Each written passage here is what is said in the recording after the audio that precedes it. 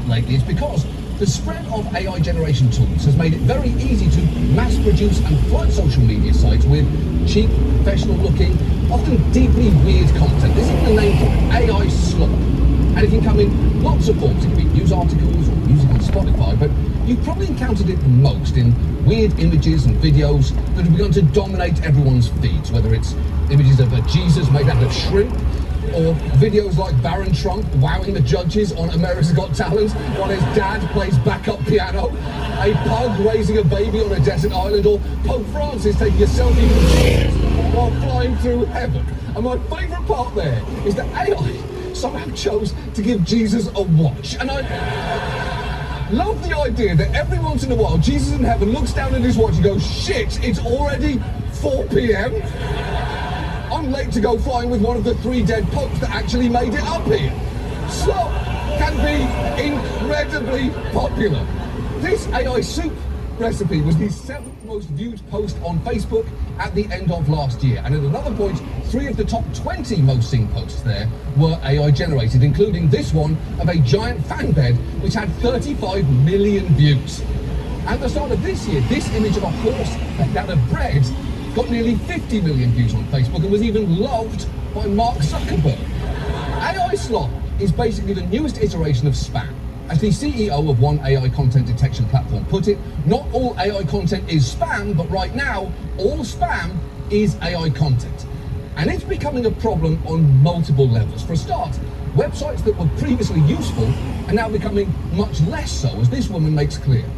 Pinterest is becoming unusable, and I just need to talk about it. This is me just searching garden, and almost everything is AI generated. Like, what is that cat? I keep scrolling, and like, you literally click on anything, and it's like, this is so obviously AI, and it's so frustrating. I want actual images. Pinterest used to be my favorite app and a place for people to share pictures they've taken and for other people to be inspired by those pictures, but now it is just exhausting and gives me a headache every time I try to use it. I know she might seem calm there, but for a Pinterest user, that is white hot rage. She is seconds away from knitting a full-blown manifesto. But it's not just Pinterest, there's now a booming market of AI-generated videos about completely fictitious news stories, like this one, titled Judge Finds Caroline Levitt for Wearing a Cross This Day, only to discover she's a legal genius. It is 37 minutes long, has over 1 million views, and here's just a taste of the court proceedings. That cross, Hargrove pointed at her neck, is too rigid. It doesn't belong here. The courtroom is a neutral place, not somewhere to display faith. She realized instantly, Hargrove wasn't just targeting her, but the cross itself, a symbol he seemed to despise. Yeah, the news. You know how the news is. HAL 9000's voice, comic book font, and of course, third-person omniscient narration. That channel has a lot of fake commentators that follow a similar formula, like Caroline Levitt bankrupts The View, Brad Pitt storms off after heated clash with Caroline Levitt, Caroline Levitt mocked by famous pianist, then she played and silenced the world.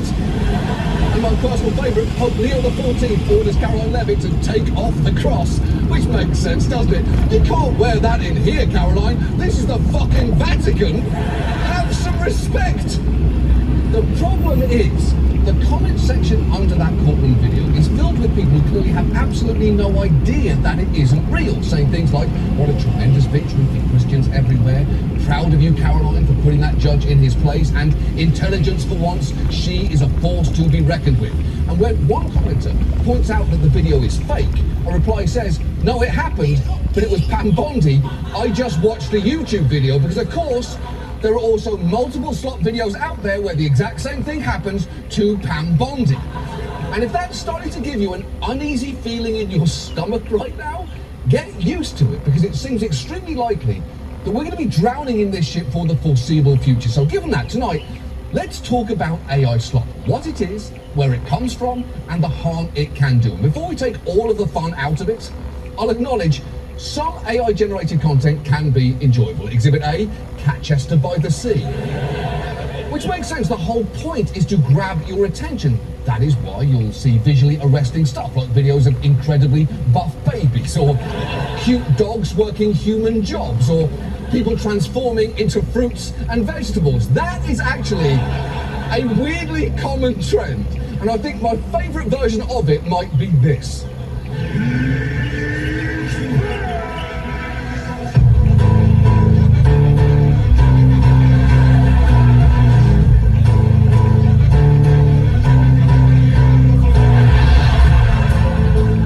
Okay, I have so many questions there.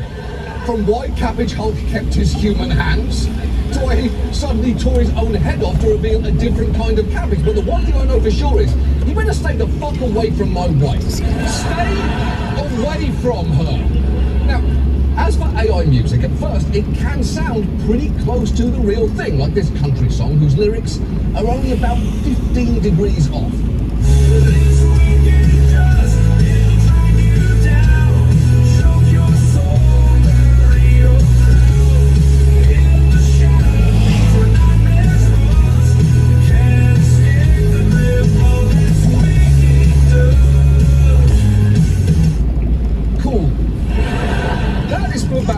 The Devil Inside. And one good clue their music is AI generated is that they put out over 10 albums in the past 2 years. Other clues include that they complain about Wicked Dust twice in the same chorus, and 2 of their top 5 songs on Spotify are also dust related, which makes this feel less like a dark country band and more like a secret ad for Swagger.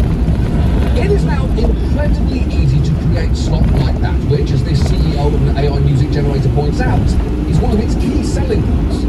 It's not really enjoyable to make music. People enjoy it. It takes a lot of time. It takes a lot of practice. You need to get really good at an instrument or really good at a piece of production software. I think the majority of people don't enjoy the majority of the time they spend making music. Okay.